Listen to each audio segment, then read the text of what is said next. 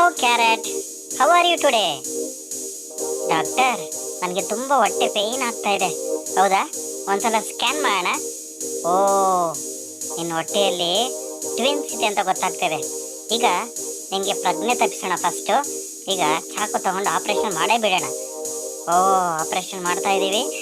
ಓ ಮೈ god, twins ಇದ್ದಾವೆ.